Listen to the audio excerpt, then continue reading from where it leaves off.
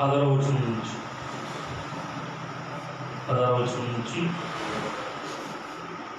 22వ వచనం వరకు. కొంచెం కాలం తర్వాత మీరు నన్ను చూడరు, మరి కొంచెం కాలంలో నన్ను చూచదని చెప్పారు. కాబట్టి ఆయన శిష్యులు కొందరు కొంచెం కాలమైన తర్వాత నన్ను చూడరు, మరి కొంచెం కాలంలో నన్ను చూచరు. నేను తండ్రి దగ్గరకు వెళ్తున్నాను, ఆయనతో మనం చెప్తున్న మాట ఏమిటని ఒకరితో ఒకరు చెప్పుకుంది. కొంచెం కాలం ఆయన చెప్పుతున్నది ఏమిటి, ఆయన చెప్పుతున్న సంగతి నాకు తెలియదని చెప్పుకుంది.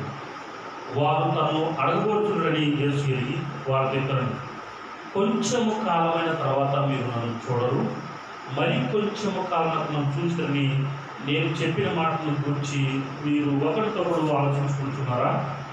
మీరు ఏడ్చి ప్రలాపింతురు, కానీ లోకము సంతోషించు. మీరు దుఃఖితులు కానీ మీ దుఃఖము సంతోషమని మీతో నిశ్చయంగా చెప్తున్నాను. స్త్రీ ప్రసవించినప్పుడు ఆమె గడియ వచ్చిన కనుక ఆమె వేదన పడును. అయితే శిశువు పుట్టగానే నరుడొకడు పుట్టిన సంతోషం చేత ఆమె ఆ వేదన మరీ జ్ఞాపకం చేస్తున్నారు. అటువలే మీరు ఇప్పుడు దుఃఖపడుతున్నారు, కానీ మిమ్మల్ని మరలా చూచదను, అప్పుడు మీ ఉదయం సంతోషించును. మీ సంతోషం ఎవడో మీ అందరి నుండి తీసివేయడు. హల్లెలూయా. యేసుక్రీస్తు మరి స్వయం చెప్తున్న మాట ఎవరు చెప్తున్నారు? శిష్యులు చెప్తున్నాడు. వాళ్ళు 3.5 సంవత్సరాలు యేసుక్రీస్తు వారు చేసిన అద్భుతాలు, స్వస్థతలు, మహత్కార్యాలు, సూచక్రియలు, అద్భుతాలు, ఆశ్చర్యకార్యాలు, మరి ఆయన బోధ, ఆయన మాటలు విని మరి ప్రతి క్షణం ఆశ్చర్యపోయారు, మరి పరవశించిపోయారు. అయితే ఇప్పుడు ఆయన ఏం చెప్తున్నాడంటే, నేను తండ్రి దగ్గరికి వెళ్ళే ముందు కొంచెం కాలం మీ దగ్గర నుంచి నేను వెడబాయిస్తాను. అలానే ఈ కొంచెం కాలం సమయంలో నేను మీకు కనిపించను, మరి కొంచెం కాలం తర్వాత మళ్ళీ మీరు నన్ను చూస్తారు. అంటే దాని అర్థం ఏంటంటే, నాకు తెలిసి ఆయన 24 గంటలు వాడు కనిపించడు. 24 గంటలు వాళ్ళకి కనిపించడు. ఈ సమయంలో వాళ్ళు నిజంగా మరి తప్పిపోకూడదని, ఎందుకంటే ఆయన చెప్పిన మాటలు మళ్ళీ నెరవేర్చేవాడని చెప్పేసి నమ్మాలని ముందు చెప్తున్నాడు. ఎవరి? నేను కొంచెం కాలం వరకు మీకు కనపడను, మరి కొంచెం కాలం తర్వాత మీకు కనపడతాను. అదే మాట శిష్యులకు అర్థం కాకపోవడం వల్ల ఒక ఉపమానం చెబుతున్నాడు. ఏంటంటే, మరి స్త్రీకి ప్రసవ వేదన అంటే గర్భం ధరించి 9 నెలలు అయినప్పుడు ఆమె కలిగే సమయంలో కొద్ది సమయం ఆమె బాధపడుతుంది. ఆ కొద్ది సమయంలో ఎంత బాధ పడుతుందో, ఎప్పుడైతే ఆ శిశువు ఆ యొక్క గర్భం నుంచి బయటకు రావడంతోనే ఆ యొక్క బాధ ఏవైతే ఉంటుందో కొంచెం కాలం బాధ మర్చిపోతుందంట. హల్లెలూయా. అయితే ఆ కొంచెం కాలం సమయంలో మనం ఏం చేయాలంటే ఎదురు చూడాల్సిన అవసరం అయితే మనకు ఎంతో ఉంది. కాబట్టి యేసుక్రీస్తు వారు కూడా ఒక మాట చెప్తాడు. యేసుక్రీస్తు వారు కూడా ఒక చెప్తాడు. ఏంటంటే 32వ వచనం రాయబడింది, ఇదిగో మీలో ప్రతి వాడును ఎవరి ఇంటికి వాడు చెరిగిపోయి నన్ను ఒంటరిగా విడిచిపెట్టు గడియ వచ్చుతున్నది, వచ్చే ఉన్నది. అయితే తండ్రి నాతో ఉన్నాడు కనుక నేను ఒంటరిగా లేను అంటాడు. హల్లెలూయా. చూడండి, ఫలించే విత్తనాల్లో మరి విత్తనాలన్నీ కలిపేస్తారా, విడివేస్తారా? విడివిడిగా వేస్తారు. కొద్ది దూరంగా వేస్తుంటారు అన్నమాట. మీరు రైతుల గురించి గమనిస్తే విత్తనాలు వేసే విత్తనాలు దూరంగాను ఎవరికి ఎడమగా ఉండి వేస్తూ ఉంటారు. ఎందుకంటే అది ఫలించే సమయంలో ఒక్కలకి కూడా దగ్గర ఉండకూడదు. హల్లెలూయా. ఏ ఒక్కరు కూడా దగ్గర ఉండకూడదు. అది కేవలము వర్షం కురిసినప్పుడు నీటి వాటర్ చేత ఎండిపోయినాక విత్తనము ఫలించాలంటే ఎవరు దగ్గర ఉండకూడదు. ఏ చెట్టు ఏ విత్తనం దగ్గర ఉండకూడదు. ఉంటే ఏం చేస్తారు తెలుసా? లాక్కుంటాయి. అందుకే యేసుక్రీస్తు వారు మరణానికి వెళ్ళేటప్పుడు ఏం చేశారు తెలుసా? దేవుడు ఉన్న 12 మంది శిష్యుల్ని చెదరగొట్టేశాడు. హల్లెలూయా. ఒక్కరు కూడా లేరు. ఒక్కలంటే ఒక్కరు కూడా లేరు. ఒకడేమో అబద్ధం ఆడాడు 3 సార్లు, ఒకడేమో అప్పగించాడు, మిగతా 10 మంది పారిపోయాడు. ఇప్పుడు యేసుక్రీస్తు వారు అంటున్నాడు, ఏమంటున్నాడు తెలుసా? మీలో ప్రతివాడును ఎవరి ఇంటికి వాడు చెదిరిపోయి నన్ను ఒంటరిగా విడిచిపెట్టు గడియ వచ్చుచున్నది, వచ్చే ఉన్నది.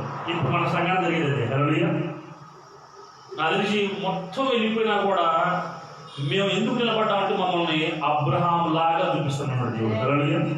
ప్రపంచ దేశాలకి ఈ జీపీఎం సంఘము, చిన్న మండలంలో ఉన్న సంఘము ప్రపంచ దేశాలకు తెలియపరచబడాలి కనుక మరి ఒక్కళ్ళైనా అయినా ఉంటే యేసుక్రీస్తు వారికి ఏమో తెలుసా, ధైర్యం లేదు. యోహాను, ఆ పేతురు, ఆ శివుడు, ఇంకెవరన్నా ఆంధ్రేయో, ఇంకెవరన్నా ఉంటే కనుక వాళ్ళు కొంచెం ధైర్యంతో ఉండేవాళ్ళు. కానీ ఒక్కడు కూడా లేడు యేసుక్రీస్తు వారికి. ఎదురు మాట్లాడితే అవకాశాలే లేకుండా పోయాయి. కాబట్టి యేసుక్రీస్తు వారు మౌనంగా ఉండకపోవడం గల కారణం ఏంటంటే ఆయన ఫలించే ముందు ఏమవుతున్నాడు, ఒంటరి అవుతున్నాడు. ఫలించే ముందు ఏం కావాలి, చచ్చిపోవాలి. ఆశలు, ఒక వ్యక్తిగా మనము ఆశలు చంపుకోవాలి. ప్రతిదానికి కూడా గర్వము, అసూయ, ఈర్ష్య, ద్వేషము, అసహనము, అసమాధానము, ఇవన్నీ ఏం కావాలంటే చచ్చిపోయి సమాధానంగా మారాలి. హల్లెలూయా. క్రియలుగా మారిపోవాలి. కాబట్టి ఈ సమయంలో మనము ఎవరి మీద ఆధారపడటానికి వీల్లేదు. యేసుక్రీస్తు వారు అంటాడు, కొంచెం కాలము మీరు నన్ను చూడరు, మరి కొంచెము కాలమునకు మీరు నన్ను చూస్తారు. ఈ కొంచెం కాల సమయంలో మీరు ఓపిక పట్టి నా మీద ఉంటారు. ఎందుకంటే ఈ కొంచెం కాలం మీకు ఏం కలుగుతుంది తెలుసా, దుఃఖం, బాధ, కష్టము, శ్రమ, అవునా? ఇక ఓపిక ఉండదు. ఇంకేదైనా చెడు పని చేయాలి, ఇంకేదైనా అందరూ మనుషులు జీవించే విధానంలోకి వెళ్ళిపోవాలని కావాల్సి వస్తుంది. ఇంకేదైనా రాముడికి వెళ్ళిపోయి చేస్తే జయిస్తామని చెప్పేసి అనుకుంటాం. అయితే బైబిల్ చెబుతుంది, ఆయన ఒంటరిగా ఉన్నప్పుడు ఏ మాటలు మాట్లాడకుండా మౌనం అయిపోయాడు. హల్లెలూయా. దేవుడే ఖచ్చితంగా నన్ను విడిపించి సరిపోయిన నన్ను తిరిగి లేపుతాడు. ఆ తర్వాత నేను మృతిని జయించిన తర్వాత, అవునా, అన్ని నామాల కన్నా పైన నన్ను చేస్తానని నమ్మకంతో ఆయన ఏం చేశాడు తెలుసా, శరీరాన్ని, ఆత్మని దేవుడు కప్పు చెప్పాడు. హల్లెలూయా. లోకానికి ఏమో శరీరం అప్పు చెప్పాడు, ఆత్మనేమో దేవుడికి అప్పు చెప్పాడు. హల్లెలూయా. అలా కాబట్టి ప్రతి మోకాలు ఆయన ఎదురు వంగడము, ప్రతి, అవునా, మరి లోపు ఆయన నామాన్ని స్తుతించడము. అయితే ఇప్పుడు ఆయన ఒంటరి అయిపోయి మరణించిన తర్వాత నీకేంటి ప్రయోజనము అని అనుకుంటే చూద్దాం ఏం చేస్తున్నాడు, మనకేం చేయబోతున్నాడు చూడండి.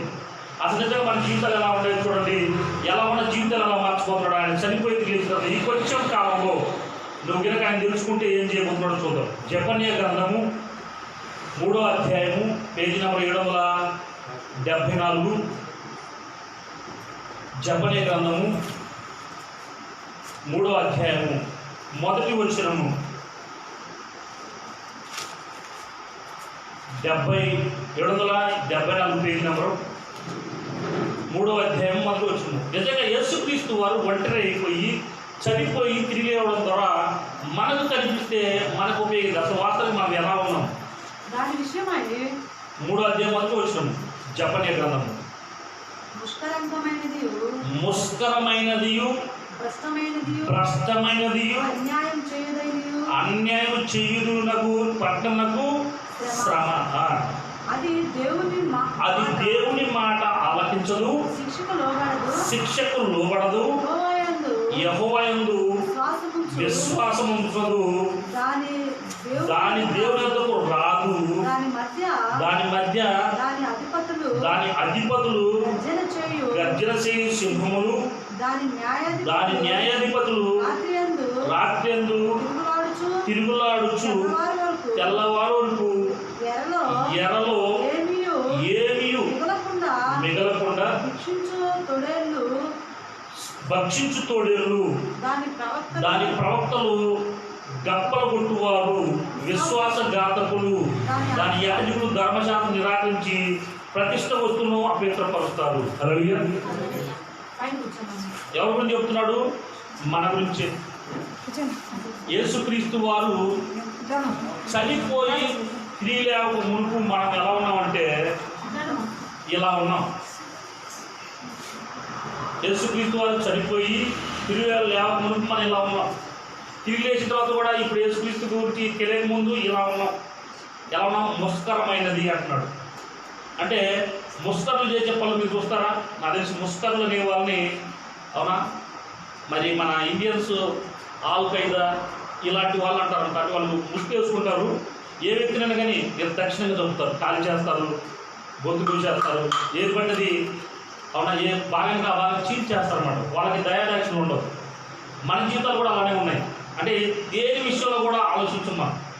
ఎవరికి ఏం బయతున్నా కూడా యేసుక్రీస్తు అంటే ఎవరికి మనకు భార్య ఏమైనా, భర్త ఏమైనా, బిడ్డలు ఏమైనా, తల్లిదండ్రులు ఏమైనా పట్టించుకోము. ఒకవేళ పట్టించుకున్నారంటే అది కొంతవరకే. అవునా, మేము చూస్తున్నాము వేరే చోటుకి వెళ్ళినప్పుడు ఒక వ్యక్తి అసలు పూర్తిగా అన్ని వదిలేసి వెళ్ళిపోతున్నప్పుడు పార్శ్వం నేను ప్రయాణం చేస్తున్నప్పుడు కదా, ఇద్దరికి పాపం అన్ని రకాలు చూపించుంటారు. ఇక నయం కాకపోవడం వాళ్ళ తల్లిదండ్రులు కానీ వదిలిపెట్టేసారు అంతే. అతను ఇక వెళ్ళిపోతున్నాడు, బట్టలు ఎట్లా పెడతా చుట్టుకొని ఎట్లా పెడితే అట్లా వెళ్ళిపోతున్నాడు. కానీ అతను ఎంతో కొంత చూసుకుని ఉండవచ్చు. కానీ నయం కాకపోయేసరికల్లా తల్లిదండ్రులను ఏమేం చేస్తారు, వదిలేస్తారు. మన సంఘంలోనే ఒక ఇక్కడ దేవుడి పల్లి ఒక సిస్టర్ని ఇక్కడికి వస్తే బాగుపడింది, స్వస్థపోయింది, రక్షణ పొందుతుంది, బాప్టిజం కూడా తీసుకుంది, ప్రతి వారం వచ్చేది. మళ్ళీ ఎవరు మాట్లాడుతూ కానీ కొంచెం దూరం కొద్ది రోజులు ఆగిపోవడం వల్ల ఏమైందంటే ఇక మళ్ళీ మెంటలు వచ్చేసి తిరగడం మొదలుపెట్టింది. ఆస్తి నాకు తెలిసి దేవుడి పల్లి వాళ్ళు కూడా చాలా ఎక్కువ ఉంది. నాకు తెలిసి అవునా, నాకు తెలిసి తిమ్మారెడ్డి తెలుసు. ఆయన కన్నా తర్వాత వాళ్ళ బంధువులు అనమాట. అవునా, మిషన్ వాళ్ళకి ఇక్కడ ఇష్టపడి చూడడం. అయితే వాళ్ళ దేవుడిపల్లి వెంకటరామారెడ్డి అని వాళ్ళ కూతురు డబ్బులు స్థలాలు బాగున్నాయి, కానీ ఇప్పుడు మెంటలు వచ్చి తిరుగుతూ ఉందన్నమాట. ఎట్లా పడితే అట్లా తిరుగుతూ ఉంది. వాళ్ళు మీకు గొప్ప చెప్పేవాయా, మీ దగ్గర కూర్చున్నంత వరకు బాగుంది, ఆ తర్వాత మేము వద్దుని తిరిగి కొన్ని రాళ్ళు వద్దులే అని చెప్పాము. ఇప్పుడు ఎటుపడితే వెళ్ళిపోతున్నాం. అయితే విషయం అంటే యేసుక్రీస్తు ఎరగ మునుపు ఇలానే ఉన్నది. యేసుక్రీస్తు గురించి వెలిగి కూడా మళ్ళీ, అవునా, నేను ఒక కొటేషన్ నేను చూశాను. ఏదో తెలుసా, దేవుడి సన్నిధికి అంటే మందిరానికి ఒకవేళ కొన్ని రోజులు రాకపోతే ఏ ఇబ్బంది కలగదు, దేవుడి మాట వినలేవు. అయితే దేవుడి మందిరానికి రానివాడు దేవుడి మాట అడగక మొదటే మందిరానికి దూరం అవుతున్నాడట, ఆ తర్వాత దేవుడికి కూడా దూరం అవుతున్నాడు. ఏమవుతుంది, పోయిన రోగం, పోయిన బాధ, పోయిన ఇబ్బంది, పోయిన అప్పు, పోయిన ఇరుకు, పోయిన శ్రమలు అన్నీ కూడా మళ్ళీ ఏమైతాయి, పట్టేస్తానే ఉంటాయి. అయితే మొదటి వచ్చినటువంటి అంతకు మించి వస్తాయి అన్నమాట. అయితే చూడండి, ఇక్కడ మన స్థితి ఎలా ఉందంటే ముస్కరమైన జీవితం, అంటే కనిపించకుండా జీవించే జీవితం, భ్రష్టమైన జీవితం,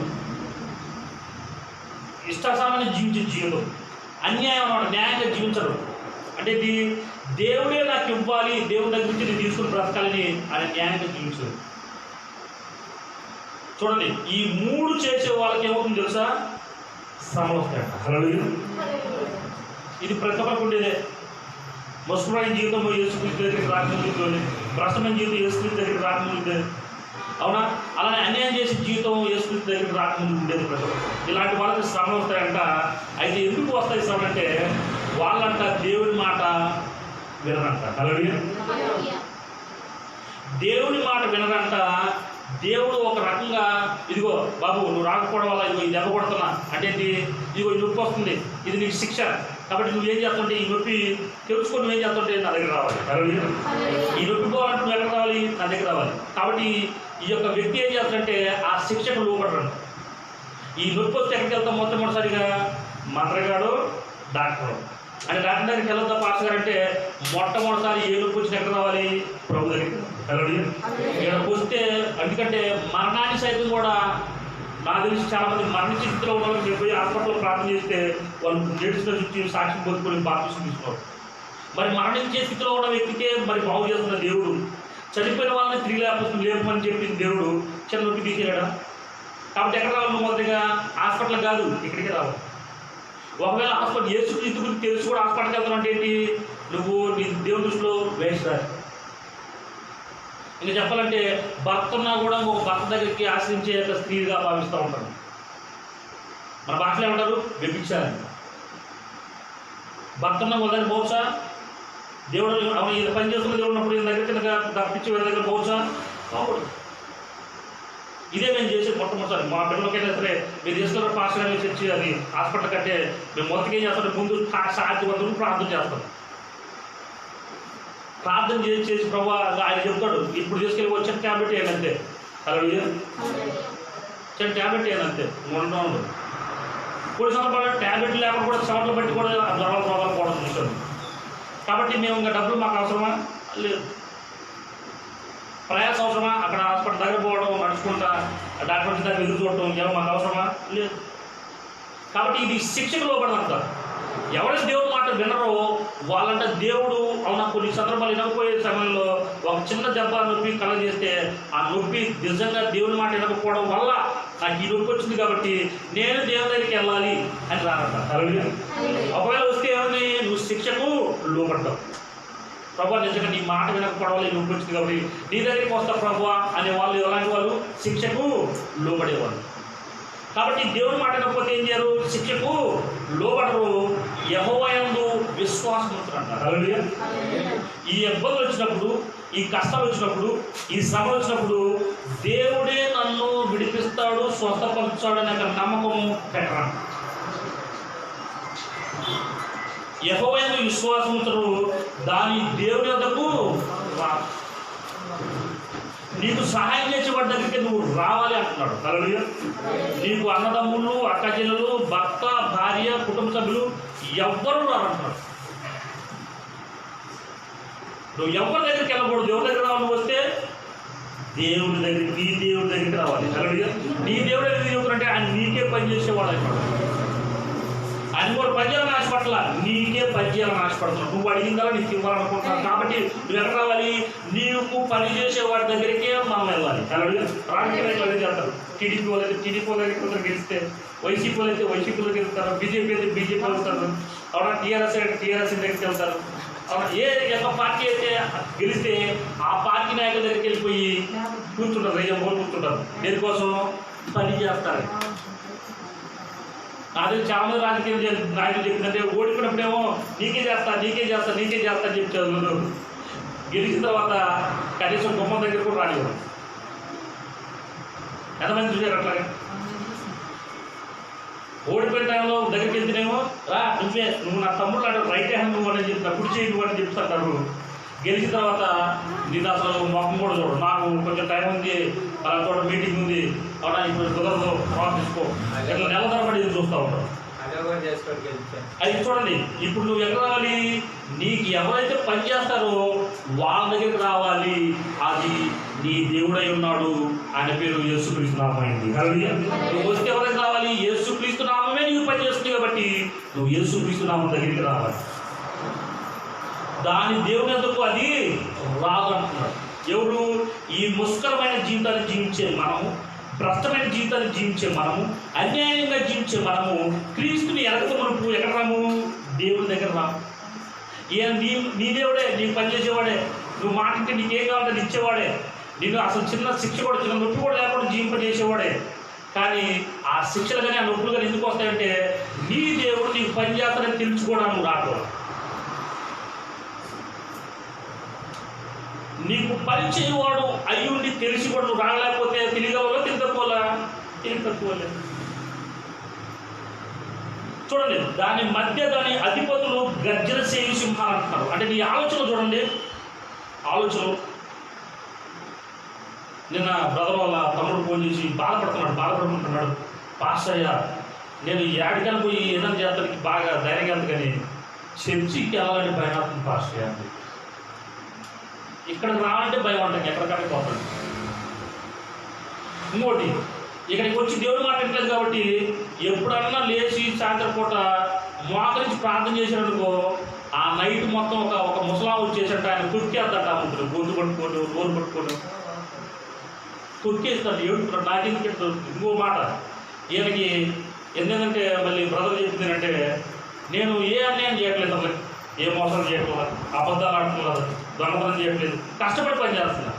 కష్టపడకుండా పని చేసే వాళ్ళకి డబ్బులు అన్నీ ఏం కలిపి చేసుకుంటున్నారు, కానీ ఏం కష్టపడి చేస్తుంటే చిన్న తిరిగిపడట్లేదు మాస్టర్ అని చెప్పేసి. అంటే మన మధ్యలో ఉన్న ఆలోచన మనం ఏం చేస్తాం తెలుసా? ఏది పోయేది, ఏదైపోయి వాటికి లేదు, చర్చికి ఏదో చేయలేదు, పక్కన చెప్పరు. మన హృదయంలో ఉన్న మన ఆలోచన చెప్తూ ఉంటాయి. మనం ఎవరు దాని మధ్య దాని అధిపతులు అంటే నిన్ను నీ ఆలోచనలు నిన్ను హ్యాండిల్ చేస్తూ ఉంటాయి. మనం ప్రార్థన చేయాలనుకున్నప్పుడు ఏది ప్రార్థన చేసేది? ఊరుకో నిద్రపో, ఈరోజు దేవుడు మాటను ఏది బయట వెళ్ళిపో కదా, కరెక్టా? అంటే ఏది దేవుని మాట విని పొందుకోవడానికి సిద్ధపడతామో అది చేయకూడదు చేసేది మనకున్న అధిపతులు అంట. అంటే మనకు అధికారులాగా పనిచేస్తారంట మన ఆలోచనలు, అధికారులా పనిచేస్తారంట మన ఆలోచనలు. కాబట్టి గర్జిస్తాయంట. ఏంటి నువ్వు అక్కడ పోవడానికి లేదు, దేవుడు మాట్లాడడానికి లేదు, ప్రార్థన చేయడానికి లేదు, ఉపవాసం లేదు, దేవుడు యొక్క సేవ కొరకు పని సహాయం చేయడానికి లేదు, ఇలాగ గర్జిస్తాయంట. ఇంకో మాట, దాని న్యాయాధిపతులు రాత్రి తెల్లవారు వరకు ఎర్రలో ఏమీ మిగలకుండా భక్షించి తోడేలు అంటాడు.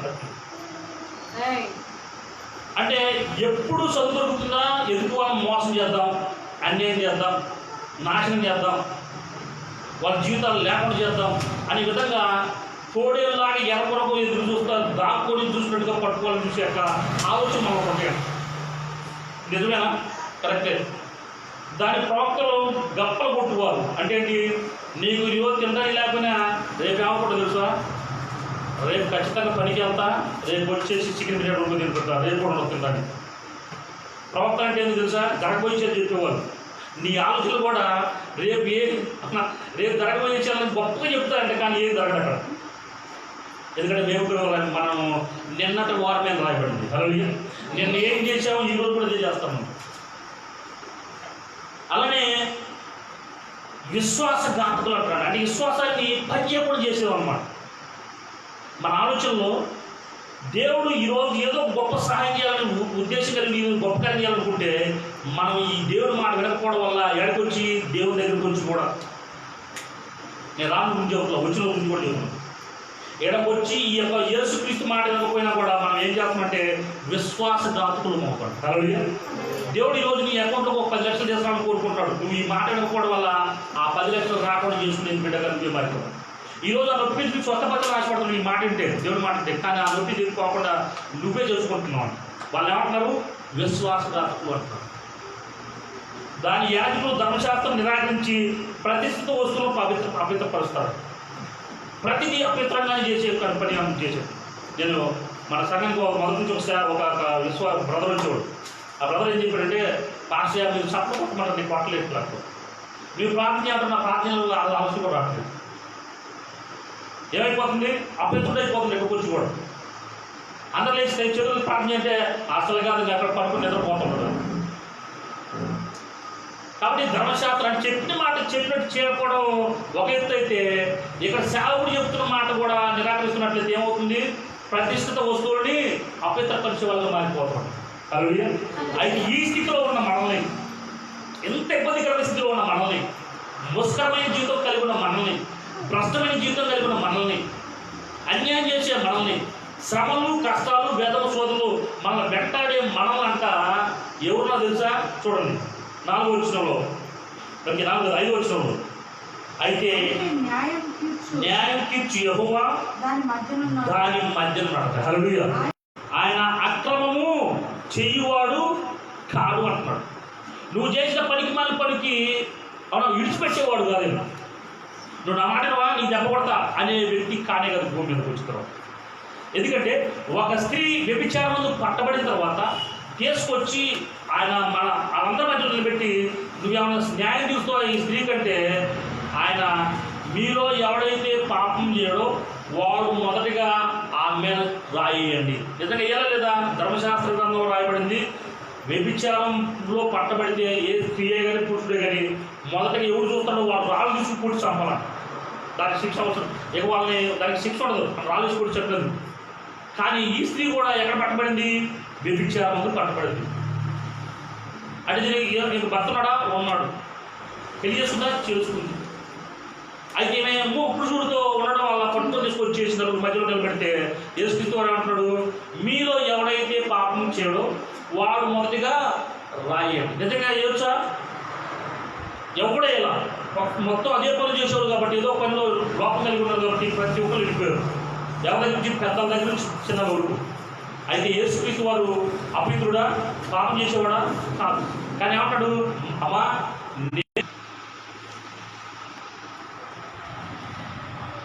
ఈయన ప్రతిరోజు తప్పకుండా ఏం చేస్తాడంటే, న్యాయం అంటే ఏంటంటే ఆయన నీకు ఇవ్వాలని ఆశతోనే నీకు చెప్తుంటాడు. మొదటిగా ఇదిగో మోకరించి ప్రార్థన చేయి, నన్ను స్తుతించు, నా మాటలు చదువు, విను, ఆ సెల్లో కానీ చూడు. లేకుంటే వెళ్ళలేకపోతున్నావా, ఇక్కడ సెల్లో చూడకుండా బైబిల్ చదవలేకపోతున్నావా, అది మోకరించి అడుగు, అయ్యా నాతో మాట్లాడు. సో ఇవన్నీ కూడా ప్రతి దినము తప్పకుండా న్యాయము జరిగించేవాడు అయ్యేవాడు. అలాగే న్యాయవిధులను బయలుపరుస్తున్నాడు. ఇప్పుడు దాకా అబద్ధాలు ఆడవా, మా ఇక్కడ నుంచి అబద్ధాలు ఆడకూడదు అని చెప్తున్నాడు.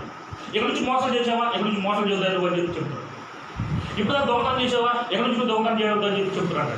అలాగే ప్రతిరోజు చెప్తున్నాడు, ప్రతిరోజు లేవగానే చెప్తున్నాడు. అండి అనుదినము తప్పకుండా ఆయన న్యాయవిధులను బయలుపరుస్తూ ఆయనకు రహస్యమైనది ఏది లేదంటాడు. అలాగే నువ్వు ఈరోజు ఎవరికి అబద్ధం చెప్పబోతున్నాడు ఆయన ముందే తెలుసు, అందుకే ముందే చెబుతాడు, గోపి నువ్వు మాత్రం అబద్ధపడదు, నేను గొప్ప చేయబోతున్నాను నేను. అలాగే నిజంగా ఈరోజు జరిగే పనికి అబద్ధాలు ఆడాలి. కొంతమంది చెబుతారు, వ్యాపారం చేస్తే అబద్ధాలు ఆడకపోతే అబద్ధాలు ఆడితే నువ్వు ఈ స్థితిలో ఉంటే, అబద్ధాలు ఆడకపోతే ఇంకా గొప్ప స్థితిలో ఉంటావు. అలాగే ఇది ఎవరు చెప్పాలి? దేవుడు చెప్పాలి. నీ హృదయంలో దేవుడు తెలుసు, భార్య కూడా తెలియదు, భర్త కూడా తెలియదు, తల్లిదండ్రులు తెలియదు, బిడ్డలు తెలియదు. కానీ ఎవరు తెలుసు? నీ మధ్యలో ఉన్నోడు తెలుసు. అలాగే నీ హృదయంలో ఉన్నోడికి నువ్వు ఏం ఆలోచిస్తున్నావో, ఏం చేయబోతున్నావో తెలుసు కనుక ఆ రహస్యమైన వాటిని ముందు పెట్టి ఇలా నువ్వు చేయొద్దని చెప్పేసి నీకు నేర్పిస్తాడు. అలాగే నేను మంచి మాటలు నడిపించే స్థితికి ఇస్తాడు, నువ్వు మంచి మాటలు మాట్లాడే స్థితికి ఇస్తాడు, నువ్వు మంచి చేసి బిడ్డగా మార్చి వేస్తాడు, సత్యమైన మార్గాన్ని నువ్వు ఎన్నుకున్నట్టు చేస్తాడు. అయితే చాలామంది చేసేది తెలుసా, మళ్ళీ కింద ఉంది. ఆయన ఇంత మంచి మార్గం నడిపించినప్పటికి కూడా, సత్య మార్గం నడిపించినప్పుడు కూడా వాళ్ళు ఏం చేస్తారు చూడండి, ఆయనను నీతిహీనులు సిగ్గు ఎరగరట. హల్లెలూయా. మొన్నటిదాకా రోగం వస్తే మళ్ళీ ప్రభుని ఏడుకోటి దేవుని దగ్గర రావడం వల్ల నాకు ఈరోజు స్వస్థపరిచాడు దేవుడు అని చెప్పి తెలిసి కూడా మళ్ళీ పోయి అదే పనికి మళ్ళీ పనులు చేస్తారంట. నీతిహీనులు మళ్ళీ ఇబ్బంది కలుగుతుంది, అప్పులు అవుతాయి, రొప్పులు అవుతాయి, వ్యాధులు అవుతాయి, బాధలు అవుతాయి, శ్రమలు వస్తాయి, కష్టాలు వస్తాయి. ఎందుకు? నువ్వు ఎప్పుడైతే దేవుడు చెప్తున్న మాట వింటలేదో అప్పుడు వస్తాడు. వింటే అసలు నువ్వు మళ్ళీ ఒకసారి ఆ బాధలు చూడవు, ఆ కష్టాలు చూడవు, అప్పులే చూడవు, ఆ ఇంట్లో చూడవు, ఇబ్బందులు చూడవు. కానీ నీతిహీనులు ఏం చేస్తారు? దేవుడు క్రీస్తు యొక్క నామాన్ని ఎరగని వాళ్ళు, అంటే నా పాపాల కొరకు మరణించి చనిపోయి తిరిగిన వాడు యేసు క్రీస్తుని గుర్తు లేకపోతే ఏమవుతావు? నీకు ఏ అవమానం రావచ్చు, సిగ్గుపడిపోతావు. తప్పు చేయకపోయినా కూడా కొంతమంది స్త్రీలు అంతే, తప్పు చేయరు అయినా అంటనే ఉంటారు. వెంటనే మన స్త్రీల కంటే పురుషులు లేదు, వెంటనే ఇక పలానా వ్యక్తితో సంబంధం ఉంది, పలానా వ్యక్తితో సంబంధం చెప్తున్న వాళ్ళు మనం తాపడిపోతాం. మరి ఇప్పుడు ఏం చేయాలి? ప్రభు దగ్గరికి వచ్చి, ప్రభువా నేను అలాంటి బిడ్డను కాదు, అలాంటి వాడిని కాదు, నా మీద నింద వస్తున్నాయి, కాబట్టి నేనేం చేయాలి ప్రభు అంటే ఆయన ఒక మాట చెబుతాడు, నేను నిందించు వారి నిందలు నా మీద పడ్డాయి కాబట్టి నువ్వు ఒకటే ప్రభు, నువ్వు నాకు ఉన్నావు, నువ్వు నా హృదయం చూస్తున్నావు, ఎవరేమన్నా నాకు తెలియదు ప్రభువా, నేను నీ మాటను బట్టి వెళ్తున్నప్పుడు ఖచ్చితంగా నేను ప్రత్యక్షంగా నీకు ఘనత వచ్చినట్టు చేస్తాడు. చూడండి ఆలోచన, నేను అన్ని జనులను నిర్మూలన చేయగా వారి కోటలను పాడవు. అంటే నీకు ఎంత గొప్ప స్థితిలోకి వెళ్ళినా కూడా దేవుడికి నేను తెలుసుకోలేకపోతే 3 బిల్లులు కట్టు, 5 బిల్లులు కట్టు, 1 బిల్లులు కట్టు, భూకంపం కూలిపోతుంది. అలానే నువ్వు ఎంత ఆరోగ్యం కలిగి ఉన్నా సరే దేవుడు మాట్లాడకపోతే ఆ అనారోగ్యం కూడా నువ్వు చూసుకుంటావు, మళ్ళీ ఆ ఇబ్బంది కూడా చూసుకుంటావు. అయితే ఇప్పుడు ఎరగని వాళ్ళు, దేవుని ఎరగని వాళ్ళు ఎంత గొప్ప వాళ్ళప్పుడు కూడా దేవుడు మాట్లాడకపోతే, దేవుడు అంటే తెలుసుకోలేకపోతే వాళ్ళు పాడైపోతారు, వాళ్ళ పాటలు కూడా పడిపోతాడు. గొప్ప రాజులు నాకు తెలిసి ఇప్పుడు కాదు కానీ వేరే దేశాల్లో నాకు తెలిసి అయితే నేను చూశాను. వేరే జిల్లాలో రాష్ట్రాల్లో పోయి చూసినప్పుడు వాళ్ళు కట్టించుకోవడం చాలా గొప్ప, కానీ పడిపోయాయి. ఎందుకంటే దండితో వస్తారన్నమాట, డబ్బున్న దగ్గరికి వస్తారు, డబ్బులు ఉన్న దగ్గరికి పోతారు. మన సిస్టర్ నేను మొదలుపెళ్ళి పోతే ఆ నైట్ కూడా పోయి ప్రార్థన చేస్తాను కదా అన్న, ఈ ప్రాంతంలో దొంగలు పడ్డారన్న రాత్రి, నువ్వు ప్రార్థన చేయాలని చెప్తాను అన్న. అంటే నేను కదా అమ్మ, దొంగలు వాళ్ళ ఇంట్లో పడ్డారు, ఎందుకు పడతారు వాళ్ళ ఇంట్లో? పైన పక్కన అయినారు కదా, ఆ ఇంట్లో డబ్బులు బంగారం బాగుపడే పాస్ అయ్యారు, మరి దీంట్లో ఉన్నాయా? లేవు, పాస్ అయ్యారు. మరి దొంగలు కూడా అంతే, ఎవరి దగ్గరికి పోతారు? డబ్బులు దగ్గరికి పోతారు. రాజు పడుతుంది, బాగా డబ్బులు పోతారు. మళ్ళీ బాగా పోతుందంటే అట్లాంటి దేవుడు మాట్లాడలేదు. ఒకవేళ డబ్బులు ఉన్నాడు దేవుడు మాట్లాడితే మళ్ళీ ఆయన పోగొట్టుకుంటాడా? కాదు. బయట దొంగతనానికి అతి చేయడానికి, నాశనం చేయడానికి పోతాడు. ఈయనేమి జీవితానికి వచ్చాడు? సమృద్ధి ఇవ్వడానికి వచ్చాడు. కాబట్టి బైబిల్ చెబుతుంది, నువ్వు ఆయన మాట్లాడకపోతే నీ కోటలో పాడు చేస్తాను అంటున్నాడు, నీ దేహాన్ని పాడు చేస్తాను అంటున్నాడు. ఈయన చేసేది ఈయనే. మనం ఏం చెప్తాం? సైకిల్ గురించి చెప్తాం. లేదు, వింటేనేమో దేవుని దూతలు వచ్చి నీకు ఆశీర్వాదం గురించి చెప్తారు, గర్భ విషయాల గురించి. వినకపోతే అపవాదుడు వచ్చి నీకు వాటిని ఇస్తాడు. అంతేనా? దేవుని మాట వినేమో గాబ్రియలు, మికాయిలు ఇలాంటి వాళ్ళు వస్తారు నీ దగ్గరికి. వినకపోతే ఇక సైతం గారు వాడు సముద్రం మొత్తం ఉంటారు, కట్టగట్టుకొని వర్ష కట్టబెట్టు. అయితే ఈ స్థితిలో ఉన్న వాళ్ళని ఎలా రక్షించుకున్నాడు? ఇలాంటి స్థితిలో ఉన్న వాళ్ళని ఏం చేయాలనుకుంటున్నాడు? 7వ వచనం భాష. దాని విషయమై నా నిర్ణయం అంతటి చొప్పున మీ నివాస స్థలము సర్వనాశనం కాకున్నట్లు నా యందు భయభక్తులు కలిగి శిక్షకు లోబడుతుందని నేను అనుకుంటుంది. కానీ వారు దుష్క్రియలు చేయడందు అత్యాశ కావాలి అంటున్నాడు. అలాగే మీరు నా మాట ఎందుకుపోవడం వల్ల నేను ఎరగని వాళ్ళని అన్ని జనుల్ని శిక్షించాను, వాళ్ళ కోటలు పడగొట్టాను, వాళ్ళకి ఇబ్బందులు కలిగేశాను. అయితే ఎంత చేసినట్టు అంత ఎక్కువ చేయాలి, ఎందుకంటే ఎక్కువ చేస్తే మళ్ళీ నన్ను నమ్మకం. కాబట్టి నీ విషయమై నా నిర్ణయం అంతా చొప్పు నేను చేయలేదు. అలాగే పూర్తి నిర్మూలన చేద్దాం అనుకున్నా, అసలు లేకుండా చేద్దాం అనుకున్నా. నీ కుటుంబాన్ని నేను అసలు ఈ భూమిని అసలు పని రాకుండా చేద్దాం అనుకున్నా. పని రాకుండా చేయటమా సత్యస్థితులు తీసుకెళ్దాం అనుకున్నా. అయితే ఇక్కడ అన్నాడు, నీ విషయమై నా నిర్ణయం అంతా చొప్పున నీ నివాసాలను సర్వనాశనం కాకుండా నువ్వు నా ఎందుకు భయభక్తులు కలిగి ఉంటావని చెప్పేసి నేను చెప్పిన మాటకి శిక్ష. అంటే ఏడకి ఇంత దూరం రావడం, ఇక్కడికి వచ్చి దేవుడు మాట్లాడడం నిజంగా మీకు ఏమవుతుంది తెలుసా? శిక్ష. దీనివల్ల మీకు ప్రయోజనం ఏంటంటే చెప్తారు. మీరు వచ్చి ప్రతి వారు ఈ దేవుడు మాట్లాడడం వల్ల మీకు ప్రయోజనం ఏందో దీని తర్వాత చెప్తాను. కానీ ఇలాంటి శిక్ష మీరు లోపడతారని చెప్పేసి మీకు ఎక్కువ కష్టం కలగకుండా, ఎక్కువ బాధలు రాకుండా, ఎక్కువ ఇబ్బందులు కలగకుండా కొన్ని అనుమతించారు. ఎందుకంటే పూర్తిగా అయితే నువ్వు నాకు శాతం కాదు కదా, ఇక నీ వల్ల ప్రభు లేడని అందరూ తెలుస్తుంది. కాబట్టి నువ్వు లేకుండా నేను లేడు కాబట్టి నేను చూపించే నా నామాన్ని గొప్ప చేసుకోవాలి. కాబట్టి నేను కొంతవరకు నిన్ను అనుమతించాను ఈ భాగం, నేను బాధ రావడానికి. ఎందుకంటే ఆ బాధలు వచ్చి ఎవరు అడిగిపోతున్నాయి? నన్ను అడిగిపోతున్నాయి.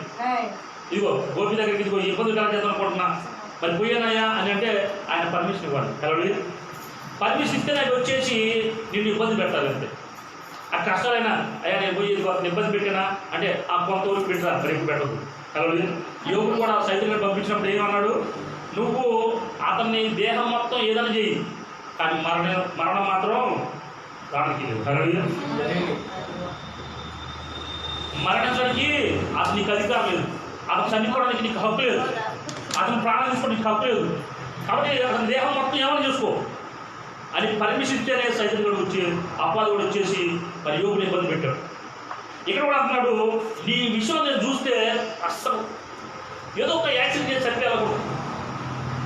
ఆ తాగుడు ఎక్కువైపోయి నీళ్ళు దక్కి అయిపోయి చచ్చిపో అనుకున్నాను. కానీ నేను అది చేయలేదు. ఎందుకంటే మీ నివాస స్థలం సర్వనాశనం అయితే ఇప్పుడు నువ్వు లేకపోతే ప్రభు నాకు తెలుసుదా? దేవుడు అంటే ఇతరులకు తెలుసుదా? తెలియదు.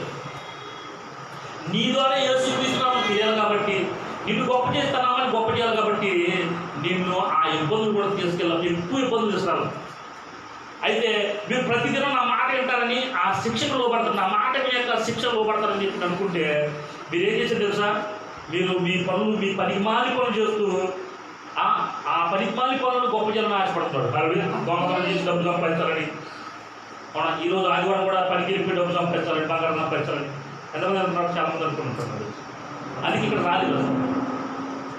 అది చూడండి, ఇక్కడికి వచ్చి ఏం చేయాలి చూడండి. ఎందుకు వచ్చినాం?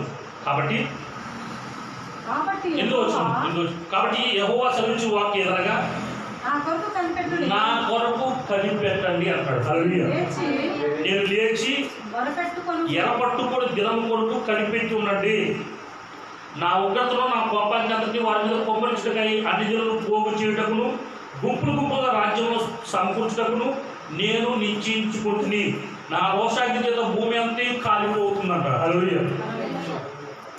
నిజమే, ఎరగని వాళ్ళు ఇష్టసారం జీవించారు కాబట్టి వాళ్ళకి నాశనం చేస్తుంటారు. అందరూ ఒక చోట తీసుకొచ్చి, అందుకే వాళ్ళందరూ ఏం చేస్తారు తెలుసా?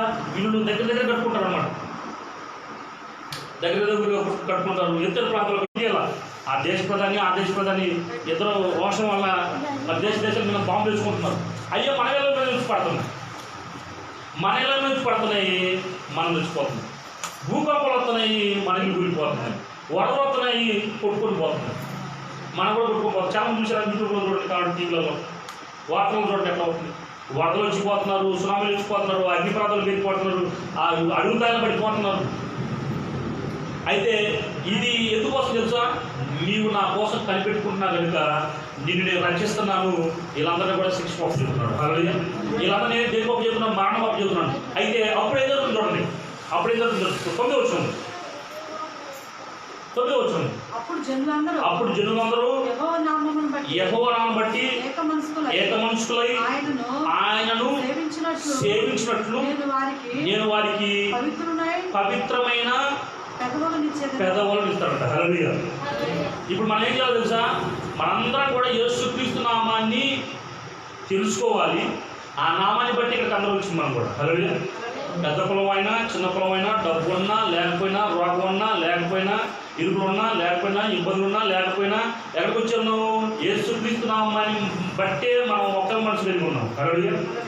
అంతేగాని మన తల్లిదండ్రులు కానీ, మన బంధువులు కానీ, మన ప్రాంతాలు కానీ, మన ఇంటి పేర్లు కానీ, మన పరిస్థితులు కానీ వేరు వేరే, మన కులాలు కానీ వేరు వేరే. అయినా ఏ నామాన్ని బట్టి వచ్చాము? యేసుక్రీస్తు నామాన్ని బట్టి మనం ఒకే మనసు కలిగి ఉన్నాం. హల్లెలూయా. అయితే ఇప్పుడు చూడండి, యేసుక్రీస్తు నామాన్ని బట్టి ఒకే మనసు కలిగి ఆయన సేవించాలంట, అంటే ఆయన దగ్గర తీసుకోవాలంట. ఆ తీసుకోవాలంటే వాళ్ళకి ఏమిస్తారో తెలుసా? ఆయనంట నీకంట మంచి పెదవులు ఇస్తారంట. హల్లెలూయా. పవిత్రమైన పెదవులు ఇస్తారంట. హల్లెలూయా. అంటే నువ్వు పవిత్రంగా దేవుని అడగకపోతే కనుక, అంటే ప్రభువా నువ్వే నాకు సహాయం చేయి అని అడిగితే కనుక నీ పెదవులతో అవి పవిత్రమైన పెదవులు. హల్లెలూయా. నువ్వు కనుక రోడ్డు పోయిన మొత్తం నాకు సాయం చేయి, 10 రూపాయలు అప్పి అవి పవిత్రమైన పెదవులు కదా. నేను చెప్తున్నాను, దేవుణ్ణి అడగకుండా ఇక ఎవరన్నా అడుగుతున్నావా? అవి పవిత్రమైన పెదవులు కదా. దేవుణ్ణి అడిగే పెదవులు ఎవరు? ఏ పెదవులు? పవిత్రమైన పెదవులు. అలాంటి పెదవులు అడిగితేనంట దేవుడు అంట ఒకే నామానికి ఏక మనసులైన మనకి ఆయన దగ్గర తీసుకునే శక్తి సాధించాలంట. హల్లెలూయా. ఆయన మాత్రమే సేవించాలంట. సేవించడం తెలుసా మీకు? అంటే ఆహారాన్ని నమిలి మిగుతాం, నీళ్ళని తాగుతాం. కానీ ఆహారాన్ని నీళ్ళని కలిపి మెత్తగా చేసి తాగినప్పుడు అది స్పీడ్గా వెళ్తాం, నీళ్ళ పోయినట్టు పోదు, వేగంగా లోపలికి వెళ్తాం. జావగా చేసి మెత్తగా చేసి దాన్ని చిన్నగా మింగుతూ తాగుతాం. హల్లెలూయా. అంటే మరీ వేగంగా వెళ్దాం, చిన్నగా దిగిపోతూ ఉంటుంది అన్నమాట. అంటే దేవుడిని మనకి ఇవ్వాలంటే కనుక, దేవుడి దగ్గర తీసుకోవాలంటే కనుక దేవుడే మనకి పెదవులు ఇవ్వాలంట. హల్లెలూయా. మన పెదవులు ఉన్నాయి ఇప్పుడు దాకా, కానీ మనం పైకి మాట్లాడుతాం. ప్రభు ఆరాధన చేసి ప్రభు ఆరాధన సాయం కానీ ఇదిగో ఇప్పుడు వారి నుంచి ఆ పరిపాలన చేయదు ప్రభా అక్కడదు. నీకు పెదవిస్తే ఒకేసారి ఆయన దగ్గర నుంచి ఆయన హఠాత్తుగా నీ పైకి వస్తాడు. హల్లెలూయా. పరిశుద్ధాత్మ నాలో నువ్వు రా అనగానే నీకు బలంగా నీళ్ళు దిగొస్తుంది. అది పవిత్రమంటారు. నువ్వు రా నేను చూసాను 2015లో నాకు తెలిసేది. అడ్డాడని గుడివాడ దగ్గర సేవకుడు బూడిద పూసుకుని కోసం ప్రార్థన చేస్తాడు. ఆ సేవకు దగ్గర మట్టగారు పోదామంటే నేను పాస్టర్ కూడా అప్పుడు బాప్టిస్ట్ తీసుకోవాలా పోదామంటే ఇద్దరం కూడా వెళ్ళాం. 2 రోజులు మీటింగ్. అయితే ఫస్ట్ రోజు వెళ్తే ఆయన ఏమన్నాడంటే, మీరు దమ్ముంటే పరిశుద్ధాత్మ పొందుకున్న వాళ్ళు స్టేజ్ పైకి రండి అని చెప్తారు. అక్కడ పాస్టర్ గారు ఏంటంటే, అయ్యా నువ్వంటే ఇలాంటివి ఛాలెంజ్లు బాధిస్తుంటావు కదా, నువ్వు కూడా స్టేజ్ ఎక్కి పరిశుద్ధాత్మ పొందుకో అని చెప్తాను. నన్ను ఏది పొందుకున్నా అని చెప్పి పైకి ఎక్కారు.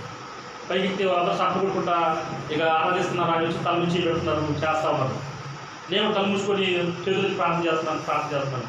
అయితే నాకు వినిపిస్తున్నాయి ఏంటంటే, అడుగుతున్నాను నాలుగు రావాలని అడుగుతున్నా. కానీ నాకేమిపిస్తుందంటే, నువ్వు అంత పరిశుద్ధులు వారా, నువ్వు అంత పవిత్రమైన కూడా, నువ్వు ఎలా జీవించావు అది లేదా, ఇది లేదా, ఇలాంటి వాడికి పరిశుద్ధాత్మలు కావాలా, ఏసై ఆత్మ నింపడాలి నువ్వు అని నేనేం చెప్తాను తెలుసా? ఏడుతున్నా, కళ్ళ నీళ్ళు వచ్చేస్తాను.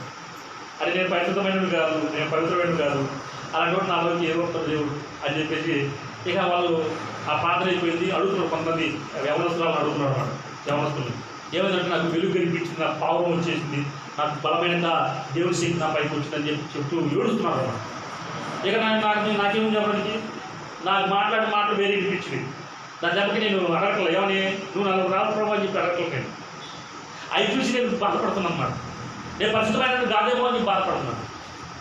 ఇక వదిలేని చెప్పి చెల్లించాను అన్నమాట. 2 రోజులు ప్రార్థన కూడా వదిలేని చెప్పి భాషను నేను తీసుకొచ్చేసాను. ఆమె ప్రెగ్నెంట్గా ఉంది గ్రేస్ని పాప. అయితే మరి నాకు తెలిసి దేవుడు నన్ను 2016లో ఏప్రిల్ మాసం 9వ తారీఖున దేవుడు బాప్టిజం ముందే బలంగా అడవిలోకి వెళ్ళిపోయి మోకరించి చేతులు తడుగుతున్న ప్రభావ, నువ్వు గినక మా మధ్యలో ఉన్నట్లయితే ఈ వాక్య ప్రకారం నేను చదువుతున్నా కదా, ఈ వాక్యంలో యొక్క శక్తి సాధన నాకు కావాలని ప్రభావ చెప్పి చేతులపైకి తడుగుతున్నప్పుడు బలంగా ఈ చేతుల్లోకి కానీ ఈ తలపైకి వచ్చి ఇక కట్టుకున్నంతగా ఇక గట్టిగా అరిచి ఎడుతున్నాను అన్నమాట. అప్పుడు ఆయన బలంగా నామకి దిగి వస్తే నేనేమనుకున్నా తెలుసా, ఎవరైనా దయ్యాలు వచ్చేసి నన్ను ఆలోచిస్తున్నాయని చెప్పి అనుకోనికి వస్తుంది.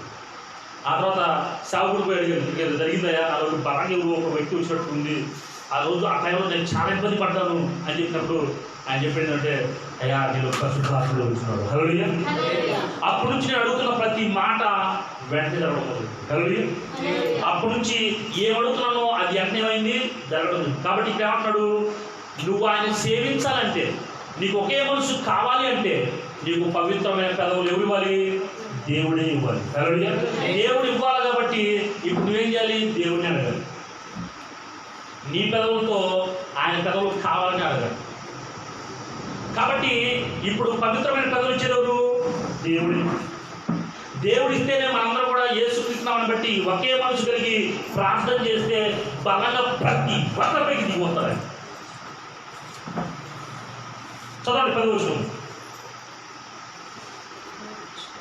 చెదిరిపోయిన వారి నాకు ప్రార్థన చేయని నా జనులు కూషుము దేశపు నదులు అవతల నుండి నాకు నైవేద్యంగా తీసుకుని రాబడతారు అంటున్నాడు. హల్లెలూయా. అంటే ఇప్పుడు మనకు సహాయం చేసే వాళ్ళు ఎక్కడి నుంచి వస్తుంది తెలుసా? ఏదో ఒక దేశాన్ని దాటి, ఏదో ఒక నదిని దాటి ఇక్కడికి వచ్చేస్తారు, ఏదో ఒక రాష్ట్రాన్ని దాటి వస్తారు. వాళ్ళు చెదిరిపోయిన వాళ్ళు నిజమే, వాళ్ళ ధనవంతులే, బలవంతులే, రాజకీయ నాయకులే, ఉద్యోగస్తులే, వ్యాపారస్తులే. కానీ వాళ్ళకి మన దగ్గరికి వస్తారు, ఒక నైవేద్యంగా తీసుకుపోతారంట. చూసారా, దేవుడికి నైవేద్యం చేస్తాము, నైవేద్యం చేస్తాం, కానీ మొత్తం ఆయనకి పెడతామా? కొద్దిగా పెడతాము, మిగతాది మొత్తం మనకి పెడతాం. హల్లెలూయా. దేవుడు అలా మనకి ఇవ్వబోతాడు అన్నమాట. హల్లెలూయా. ఒక మనుషుల యొక్క సంపదని మనం నైవేద్యంగా తీసుకొని మనుషులే తీసుకుపోతున్నాడు. మనకు పనిచేసే వాళ్ళ దేవుడు ఎక్కడెక్కడ నుంచి, ఏ దేశం నుంచి తీసుకొస్తున్నాడు దేవుడు. ఎప్పుడు నువ్వు ఎప్పుడైతే పవిత్ర పదవులు నీకు ఇచ్చేయని నమ్ముతున్నావో, నమ్మి అడుగుతున్నావు, ఆయన దగ్గర నుంచి తీసుకుంటున్నావో, అప్పుడు నీకు ఎక్కడెక్కడ నుంచో సహాయాలు పంపిస్తాడు దేవుడు. నువ్వు కష్టపడి పని చేయాల్సిన పని లేదు. ఒకవేళ కష్టపడి దేని కష్టపడాలి తెలుసా? మోకరించి చేతులు పైకెత్తేసి నాలోకి రాండి ప్రభువా, నాలోకి వచ్చి పవిత్రమైన పదవులు ఇచ్చేసి నేను అడుగుతున్న ప్రతిదీ నాకు చేయి ప్రభు అని చెప్పి అడిగినట్టుగా మనం సిద్ధపడిపోవాలి. అదే కష్టం నిజం చెప్పాలి. నేను అన్ని పనులు చేశాను, అన్ని పనులు కల కష్టమైన పని ఏంటో తెలుసా? మోకరించి చేతులు ఎత్తేసి ఒక 5 నిమిషాలు 10 నిమిషాలు దేవుని అడగడం గో కష్టం. అయితే ఆ 10 నిమిషాల తర్వాత గంట సేపు పరిశుద్ధాత్మ దేవుడు మనలోకి వచ్చి ప్రార్థన చేయడము చాలా సులభం. హల్లెలూయా. అయితే ఈ యొక్క గంట సేపు చేసే ప్రార్థన అవునా నీకు జీవితకాల ఆశీర్వాదాలు ఇస్తుంది, ఆరోగ్యాన్ని ఇస్తుంది, నెమ్మదిని ఇస్తుంది, సమాధానం ఇస్తుంది, స్వస్థని ఇస్తుంది, పరలోక రాజ్యం కూడా సిద్ధపడుతుంది. హల్లెలూయా. ఈ లోకమే కాదు, పరలోక రాజ్యంలో ఉన్నది కూడా ప్రతిదీ కూడా తీసుకొచ్చి కాళ్ళు పెడుతుంది ఈ పవిత్రమైన తలం తీసుకుంటే. అయితే చెదిరిపోయిన వారైన మరి దేవుని బిడ్డల్ని ఎక్కడెక్కడి నుంచో నైవేద్యంగా తీసుకురాబడతారంట. అయితే చూడండి 11వ వచనం. ఆ దినమున నీ గర్భమును బట్టి సంతోషించు వారిని నీలో నేను వెళ్ళకూడదు కనుక నా పరిశుద్ధమైన కొండయందు నీ యొక్క గర్వము చూపు అంటాడు. హల్లెలూయా. ఏది భాషగా చెప్పినట్టు చేయాలా? ప్రతి ఆదివారం రావాల్సిందేనా? దర్శన భాగాలు ఇవ్వాల్సిందేనా? కృతజ్ఞతలు ఇవ్వాల్సిందేనా? మృక్కుబడి కాలకు ఇవ్వాల్సిందేనా? ఉపవాసం ఉండాల్సిందేనా? ఆయన చెప్పినట్టు మోకరించాల్సిందేనా? చేతులు పైకెత్తాల్సిందేనా? గర్వం ఈ నీలో ఉంటాయి అంటారు. ఇది నాకు బాగానే ఆరోగ్యం, భాష మోకరించమంటే ఎందుకు మోకరించాలి? నేను మోకరించకుండా బాగున్నాను. ఏమంటాయి? నీలో ఉన్నాయి అంటేనా? నీ గర్వం బట్టి సంతోషించు వారిని నీలో నేను వెళ్ళబడుతున్నాను. హల్లెలూయా. నీలో కొన్ని ఉంటాయి అన్నమాట ఆలోచనలు. పాస్టర్ ఒక పక్క ఒక వాక్యం చదువుతున్నాడు, ఈ పాస్టర్ చెప్పినట్టు ఏం చేయాలా? అది దేవుడు మాట్లాడవా? నేను బాగానే ఉన్నాను, నాకు 3 పూటల భోజనం ఉంది, తినడానికి తిండి ఉంది, చేతులు కష్టం చేతులు ఉన్నాయి. అలాంటప్పుడు ఏంటి మళ్ళీ మోకరించమంటున్నాడు, ఉపవాసం ఉంటున్నాడు, దేవుడికి ఇస్తే ఇస్తారంట. ఏంటిది? నీలో ఉండే గర్వం, అవునా? గర్వం చూపే వాటిని వెళ్ళబడుతుంటా. హల్లెలూయా. కాబట్టి ఇప్పుడు నువ్వు ఎప్పుడైతే పరిశుద్ధాత్మ నింపడతావో ఆయన నీలో కొండలాగా ఉంటాడు కాబట్టి ఇక నువ్వు గర్వం చూపుకుంటా. హల్లెలూయా. నా కొండ నా కోట ఆయనే కాబట్టి, నాకు సహాయకుడు ఆయనే కాబట్టి ఇక ఎవరిలో పడను, నేను ఏ శుద్ధిస్తూ మార్గంలో పెడతాను. హల్లెలూయా. అది నిశ్చయం చేసుకుంటాను. చదువు. నా మీద తిరగబడి నువ్వు చేసిన క్రియల విషయమై నీకు సిగ్గు కలగదు అంటాడు. హల్లెలూయా. నిజమే. ఇందాక వరకు మన పాస్టర్ మోకరించమంటే మోకరించాల. ఎప్పుడైతే పరిశుద్ధాత్మలోకి వచ్చాడో నీ అంతటే నువ్వే మోకరిస్తావు కాబట్టి నీకు సిగ్గు మరోసారి రాదంట. హల్లెలూయా. నీకు సమాధానం ఇస్తానంట దేవుడు.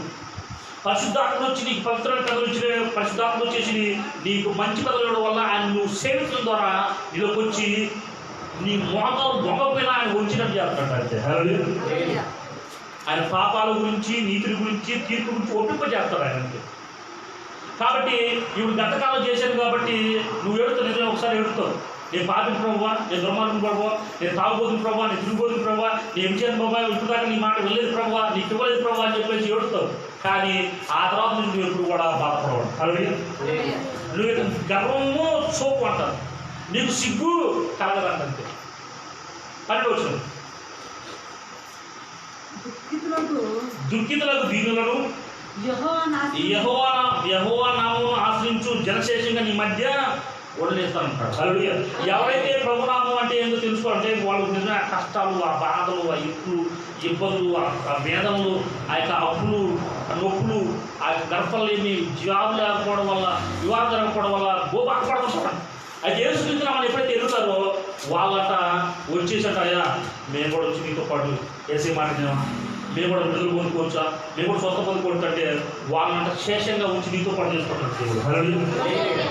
నీతో పాటు చేసుకొచ్చి వాళ్ళని ఆనందింప చేస్తాడు. చదువు అమ్మ తమ్ముడు.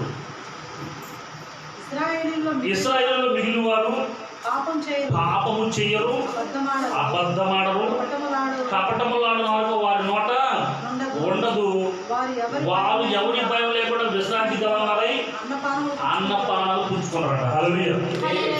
అంటే నీకు పరిశుద్ధాత్మలోకి వచ్చిన తర్వాత నువ్వు పాపం చేయాలన్నా చేయలేము. పాపం అంటే ఏంటి? ఆజ్ఞాతిక్రమమే. అంటే ఇప్పుడు దాకా దేవుని మాట వినలేకపోయావు. ఎప్పుడైతే పరిశుద్ధాత్మ వచ్చిన తర్వాత ఇక నీకు ఆదివారం 10 గంటలకు వచ్చేవాడు కదా, నువ్వు 10 గంటలకు 11 గంటలకు వచ్చాడు కదా, నేను 9 గంటలకి తీసుకొచ్చాడు కూర్చోబెడతాడు. హల్లెలూయా. ఇక నువ్వు వచ్చి ఎప్పుడు పాస్టర్ వచ్చేసి పాట పాడి వాక్యం చెబుతారని చెప్పి చెప్తావు. ఇక అవకాశం నన్ను పాపం చేయడానికి పరిశుద్ధాత్మ నింపడి వాళ్ళకి జరిగింది కదా. హల్లెలూయా. వాళ్ళు పాపము చెయ్యరు, అబద్ధము ఆడరు. ఉంటే ఉందని చెబుతారు, లేదంటే లేదని చెబుతారు. ఉంచుకొని కూడా లేదా అని విషయాలు చెప్పడం. అబద్ధము ఆడరు, ఎందుకంటే అబద్ధం చంపేస్తుంది మనం. కాబట్టి ఏం వచ్చేసి ఏం చేస్తాను, అబద్ధాన్ని చంపేస్తాను. నువ్వు ఉంటే ఉండేది, అవునా, అవునంటే అవును, కాదంటే కాదు అని ఉండవాలని బయట చెబుతుంది. కాబట్టి నీకు ఉన్నది చెబుతుంది కానీ లేదు చెప్పండి. చాలామంది కూడా సాక్షి చెబుతుంటారు, వాళ్ళు జరగకపోయినా కూడా అవునా దేవుడు చేస్తాడని చెప్పి చేసుకొస్తాడు. నేను అంటే కదా, నీకు చేయని దేవుడు ఇతరులకాడ చేస్తాడు.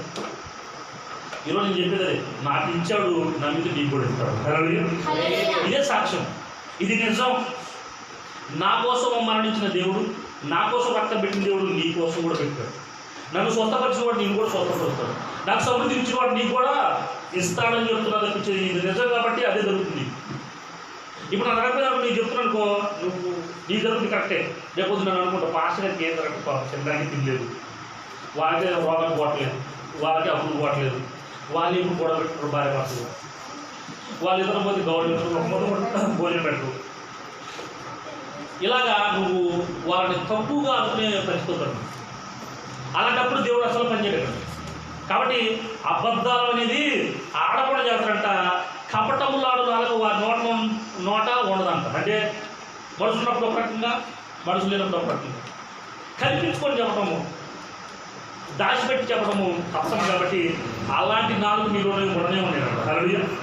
ఇప్పుడు వాళ్ళు ఏమవుతారంటే ఎవ్వరికి భయపడకుండా విశ్రాంతి కలిగి, అంటే ఏది కావాలంటే దేవుడు ఇస్తున్నాడు కాబట్టి విశ్రాంతి కలిగి వాళ్ళు వాళ్ళ పిల్లలు అవునా నెమ్మదిగా జీవిస్తారంట. హల్లెలూయా. ఇట్టి కృప మనకి కలుగును గాక. ఈ కృప దేవుడు మనకు అనిపించేది ఎందుకు చెప్పాలంటే, అయితే ఇది నిజంగా చాలామంది ఈ కృపని బయలుపరచకపోవడం వల్ల ఎప్పుడు పాపమే పాపమే పాపం చెప్పడం వల్ల నిజమే మన పాపిస్తూ వాళ్ళమే, ప్రతిదినం దేవుడు మాట కూడా దూరంగా ఉండేవాళ్ళమే. కానీ తన కృప చేత మనం రక్షించిన వాడు సమస్తం ఇవ్వాలని ఆశపడుతున్నాడు మన జీవితాల్లో. వ్యతిరేకంగా జీవించే మనము దేవుడికి దేవుడి దగ్గర తీసుకున్నట్టుగా చేయాలని దేవుడు ఆశపడుతూ ఉన్నాడు. అవునా? అందుకే అంటాడు ఒక మాట 14 వచనం చదువుకొని చూద్దాం. సీయోను నివాసులారా ఉత్సాహదుని చేయుడి, ఇశ్రాయేలులారా చేదుని చేయుడి, యెరూషలేము నివాసులారా పూర్ణ హృదయంతో సంతోషించి గంతులు వేయండి. హల్లెలూయా. ఇందాక అక్కడ చెప్తున్నప్పుడు ఏంటో ఎవరు రాడెక్కడంటే, నాకు దేవుడు తన ఆత్మచేత నడిపించే వాళ్ళు మాత్రమే వస్తారు. నేను అందరి కోసం ఎదురు చూడలేదు. ఎవరైతే ఈ వాక్యం విని పొందుకోవాలి, నేను కూడా దేవుడిని తీసుకోవాలనుకుంటున్నారో వాళ్ళని ఇక్కడ పంపిస్తాడు. ఎందుకంటే వాళ్ళకి దేవుడు పనిచేస్తాడు. కాబట్టి అలాంటి వాళ్ళ కోసం నేను ఎదురు చూస్తున్నాను. మొత్తం వచ్చేసి మొత్తం నిండిపోయి బయటకు పడి ఇది కాదు నాకు కావాల్సింది. నాకు ఒక్కలైనా సరే దేవుడి మాట విని దేవుడి దగ్గర తీసుకుని సాక్షి నిలబడతారా, ఆ ఒక్కలే కావాలి. ఆ ఒక్కల కోసం ఆయన ప్రాణం పెట్టింది. కాబట్టి ఇప్పుడు ఏమంటాడు, మీరు ఉత్సాహం చేయాలంటే ఇక్కడికి వస్తే. ఎందుకంటే ఈరోజు ఏదో చేయబోతున్నాడు మీ జీవితం, ఏదో గొప్పగా ఈ వారంలో చేయబోతున్నాడు, మీకు వచ్చే వారంలో ఏదో సాక్షి మీకు నిలబడబోతున్నాడు. కాబట్టి నువ్వు ఏం చేయాలి, ఈ మాట్లాడిన తర్వాత గంతులు వేయాలంటున్నాడు, జైలు చేయాలంటున్నాడు. అంటే నేను ఇంకా జరగకుండా అడ్డంకి పడిపోయి ఇబ్బందిగా ఉంది, ఇంకా ఆ డబ్బులు రావాల్సిన డబ్బులు ఇంకా అయిపోయినాయి, ఆ డబ్బులు పోలా, అవునా, ఆ కుటుంబంలో భర్త మారలా, భార్య మారలా, కుటుంబం మారలా, కానీ మారుస్తాడు అని ఒక నమ్మకం ఈ మాట్లాడిన తర్వాత నీకు వస్తే ఏం చేయమంటాడు తెలుసా, గంతులు వేయాలంటున్నాడు. అలాగే పూర్ణ హృదయంతో ఆయన ఎదుటి గంతులు వేయాలంటాడు. అప్పుడు అక్కడ ఉన్న పనులు మారిపోతాయి, అక్కడ ఉన్న పరిస్థితులు మారిపోతాయి. అది హాస్పిటల్లో ఉన్నా, ఇంట్లో ఉన్న, మార్గాలు ఉన్న పరిస్థితులు మార్చేసే దేవుడు అయినాడు యేసుక్రీస్తు వారు. అది చివరి ఉండే దేవుడికి చివరికి ఏం చేద్దాం, ఎలా వచ్చినాం, ఆ కాలంలో మీరు చూచుండగా నేను మిమ్మల్ని చెరలో నుండి రప్పించి మిమ్మల్ని సమకూర్చిన తర్వాత, అంటే నువ్వు ఏ ప్రాబ్లమ్స్లో ఉన్నావో, ఏ సమస్యలో ఉన్నావో దాని నుంచి బయట తీసుకొస్తుంది ముందు. ఆ శ్రమ నుంచి బయట తీసుకొస్తారంట, ఆ అప్పు నుంచి బయట తీసుకొస్తారంట, ఆ నొప్పి నుంచి బయట తీసుకొస్తారంట, ఆ వ్యాధి బాధ నుంచి బయట తీసుకొస్తారంట, ఆ కష్టాల నుంచి బయట తీసుకొస్తారంట. అవి తీసుకొచ్చిన తర్వాత అప్పుడు నడిపిస్తున్నాడు దేవుడు. హల్లెలూయా. అప్పుడు రెగ్యులర్గా అప్పుడు దాకా వారానికి నెలకు ఒకసారి 2 సార్లు 3 సార్లు వచ్చేవాళ్ళు. ఆ రోజు అప్పటి నుంచి శుక్రవారం ఎప్పుడు పాస్ గారు, మంగళవారం ఎప్పుడు పెడతారు, బుధవారం ఎప్పుడు పెడతారు, ఆదివారం ఎప్పుడు పెడతారు, ప్రతిరోజు రావాలని ఎదురు చూస్తారంట. హల్లెలూయా. ప్రతిరోజు ఆయన మార్గంలోకి వచ్చి దగ్గరికి వచ్చి ఆయన మార్గం అనుకుంటుంటారు. అందుకనే అంటే అంటున్నాడు, అన్నీ వినిపించిన తర్వాత మిమ్మల్ని నడిపిస్తూ నిజంగా భూమి మీద ఉన్న జిల్లాల దృష్టికి నేను మీకు ఖ్యాతిని మంచి పేరుని తెప్పిస్తానంటున్నాడు. హల్లెలూయా. గతకాలం నీకు మంచి పేరు లేదు, నిన్ను ఊహించేవాడు అనుకోడు ఆ ప్రాంతంలో, ఆ మండలంలో, ఆ జిల్లాలో, ఆ రాష్ట్రంలో. కానీ ప్రపంచం మొత్తం నేను చూసి అభివృద్ధి చేస్తున్నాడు దేవుడు. హల్లెలూయా. ఖ్యాతి వాటి నీ పేరుని కానీ, అరే పలానా ఏరియాలో పలానా మండలంలో ఇతర గొప్పడు అనే విధంగా దేవుడు నీకు ఖచ్చితంగా చేస్తాడు. నీకు ఖ్యాతిని మంచి పేరు ఎవరు తీసుకొస్తానంటాడు, నువ్వా దేవుడు తీసుకోవాలా? దేవుడే. నేను చెప్తున్నా, ముందు రోజుల్లో వచ్చే ప్రతి వారికి ఇక్కడికి వచ్చే ఏ నొప్పి కాదు, అవును రోగం కాదు, ప్రార్థన చేసి అయిపోవడమే కాదు. ఎవరన్నా కనీసం 1 లక్ష 2 లక్షలు 10,000 20,000 అప్పు ఉందని చెప్పేసి అన్న మన దగ్గర వచ్చి ప్రార్థన చేసుకున్న వాళ్ళకి ఈ ప్రార్థన చేసిన తర్వాత అవి వెలిగించి పంపుతాం. హల్లెలూయా. ముందు రోజుల్లో అలాంటి స్థితి దేవుడు ఈ సంగతి కలగజేయబోతున్నాడు. అందుకనే ఎవ్వరు లేకుండా ఒంటరి చేయడానికి గల కారణం ఏంటంటే, ఒంటరైన విత్తనం ఏమవుతుంది, ఫలించి 100గా 60గా 30గా ఫలిస్తుంది. నీవు 100గా పంచుతుంది కాక. ఈరోజు నీ కుటుంబం ఒంటరి కావచ్చు, నీవు ఒంటరిగా ఉండవచ్చు, కానీ నేను 1000 మందిని 10,000 మంది చేయడము దేవుని చిత్తము. అది ఎలాగా, తన యొక్క చిత్త ప్రకారము తన దయా సంకల్పం చొప్పున మనకి తన కృపణించిన దేవుడు నీకు పేరు, మంచి పేరును ఖ్యాతిని తీసుకొని రావడమే కాకుండా అనేకులు యేసుక్రీస్తున్నామంటే కూడా నీ ద్వారా తెలియపరచగలడు. ఇది యేసు నీ ద్వారా తెలియపరచబడును గాక. నీవు పొందుకున్న అభిషేకము ఇతరులకు ఉచితంగా ఇచ్చుదువు గాక. ప్రార్థన చేస్తున్నాడు, అది కూడా మేము ప్రార్థన చేస్తున్నాం. మహాపరిశుద్ధుడైన యేసు స్తోత్రం ప్రభువా. ఈ మధ్యకాల సమయంలో ప్రభు మాతో మాట్లాడేది బట్టి క్లాస్ చూసుకోవాలి. కొంచెం కాలం ప్రభు మీరు మమ్మల్ని చూడరు, కొంచెం కాలం చూస్తారని ప్రభు మాకు వాగ్దానం చదివిస్తున్నారు. అయ్యా నీ శిష్యులు ప్రభు 24 గంటల్లో ప్రభు నేను చూడలేకపోయారు 3 రోజుల వరకు. 3వ తర్వాత ప్రభు 3 లేచిన తర్వాత నేను చూసి ప్రభా దుఃఖించిన వాళ్ళు ఆనందపడ్డారు. నువ్వు మరణించేటప్పుడు ప్రభా నిజంగా ఒంటరి అయ్యావు, ఎందుకంటే ఫలించాలని ప్రభా విత్తనం చచ్చిపోవాల్సిందే అన్నట్టుగా నీ కుమారుడు యేసుక్రీస్తు మరణించిన ద్వారా ప్రభా ఈరోజు మేము బ్రతుకున్నాం ఫలాలుగా. అయితే నీతి ఫలాలు మాకు అనుగ్రహించి దేవుడు అన్నావు. అటు నీతి ప్రభా 2000 సంవత్సరాల క్రితం ప్రభా ప్రకటించబడి ఈరోజు కూడా ప్రభా ప్రకటించబడుతూ అనేక మందికి తెలియపరచబడుతున్న నీ నామని యేసుక్రీస్తు నామములో ప్రభా నేను ప్రార్థన చేస్తుండగా ఎవరికైతే ప్రభావ నొప్పులు ఉన్నాయో అది యేసుక్రీస్తు అందరికీ స్వస్థత కలుగును గాక, సంపూర్ణ విడుదల కలుగును గాక, ప్రతి బలహీనత నుంచి విడుదల పొందుకును గాక, అప్పుల నుంచి ప్రభావ విడుదల కలుగును గాక, వ్యాధి బాధల నుంచి విడుదల కలుగును గాక, సంపూర్ణ సమృద్ధి కలుగును గాక, బిడలైన బిడ్డల ప్రభా గర్భం కలుగును గాక, జాబుల బిడ్డలకు జాబులు వచ్చును గాక, ప్రభా వివాహం బిడ్డలకు వివాహం జరుగును గాక, అత్యంతమైన నీ కృప ప్రభా బిడ్డలను ఆవరించును గాక, నీ మహిమేశ్వర బిడ్డలు పొందుకుందురు గాక, నేను సేవించుదు గాక యేసుక్రీస్తునామములో. పరిశుద్ధాత్మ ప్రార్థన చేస్తున్న ప్రభా నరనరాలను ప్రభావం కదిలించడం యేసుక్రీస్తునామములో, ఆ దేహాన్ని కదిలించేసినాము పరిపూర్ణ నీ అగ్ని అభిషేకము సమధిగా బిడ్డలపై దిగుడు గాకేసినాము, నీ మహిమేశ్వర శక్తి ప్రభు బిడ్డలు పొందుకుందురు గాకేసినాము, సంపూర్ణ ఆశీర్వాదాలు సకలేశ్వర ప్రభు బిడ్డలు పొందుకొని అనేక సాధ్యతలు ప్రభు చూపించిన ప్రభా. ఇదిగో ప్రభా, ఇదిగో మా సంఘంలో ప్రభా కృష్ణమూర్తి కుమారుడు ప్రభా ఇదిగో సతీష్ గారి గురించి నేను ప్రార్థన చేస్తుండగా అయా బిడ్డ పరిపూర్ణ స్వస్థ కలుగుడుగా కేసులో అయా అనురాధ సహోదరుడు ప్రభా ఈశ్వరుడికి ప్రభా పరిపూర్ణ ఆరోగ్యం కలుగుడుగా కేసుకుంటున్నాములో అయా అని ప్రభా ఇది ఎవరికైతే ప్రభా అప్పుల నుండి ప్రభా బాధపడుతున్న ప్రభా ఆ బిడ్డ అప్పుల నుంచి విడుదల ఇచ్చిన ప్రభా ఇదిగో బిడ్డ యొక్క జీవాల ప్రభా ఇదిగో గొర్రెల గురించి మేఘ గురించి మేము ప్రార్థన చేస్తుండగా సంపూర్ణ ఆరోగ్య ప్రభా ఇదిగో సమృద్ధి ప్రభా బిడ్డలు దయచేసి చేసుకుంటున్నాము. ఐదుగురు వాహనాలు నడుపుతున్న ప్రభా వాహనాల ప్రభా ప్రతి విషయంలో మీరు తోడుగా ఉండి వస్తున్న ప్రభావం తప్పింపు చేస్తున్నాము. ఎవరి ప్రభావ యూరిన్ ప్రాబ్లంతో నెలసరి సమస్యతో బాధపడుతున్న ప్రభావ వాళ్ళకి పరిపూర్ణ స్వస్థత కలుగుడుగా చేస్తున్నాము. బీపీ షుగర్ థైరాయిడ్ గడలు కడుగురించి పరిపూర్ణ స్వస్థత కలుగుడుగా చేస్తున్నాము. ఆ నెల మీద ఉంటున్న ప్రభావ పిల్లలకు మంచి ఆరోగ్యం కలుగుడుగా చేస్తున్నాము. గర్భంలో ఉన్న బిడ్డల ప్రభావ అభిషేకించబడుగా చేస్తున్నాము. సంపూర్ణ సమృద్ధి పొదుపులుగా చేస్తున్నాము ప్రభావ. రానున్న రోజుల్లో ప్రభావ అనేక ప్రభావ రక్షణార్థమైన బిడ్డలు జీవించే ప్రభావ ప్రతి బిడ్డ దయచేస్తున్నాము. ఇప్పుడున్న చదువులో చదువుతున్న బిడ్డ ప్రభావ మంచి జ్ఞానం ప్రభావ ర్యాంకులు దయచేస్తున్నాము. మంచి జాబులు దయచేది యేసుక్రీస్తునామములో, అద్భుతాలు దయచేది యేసుక్రీస్తునామములో, పెద్దలు లోబడి జీవించే జీవిత ప్రభావం దయచేది యేసుక్రీస్తునామములో. పరిశుద్ధాత్మని ప్రార్థన చేసిన ప్రతి ఒక్కరు ప్రభా నీ మహిమను కోరుకున్న ప్రభా అనేక శాశ్వత జీవించే ప్రభు మరి యేసుక్రీస్తునామములో ప్రార్థిస్తున్న తండ్రి ఆమేన్. హల్లెలూయా.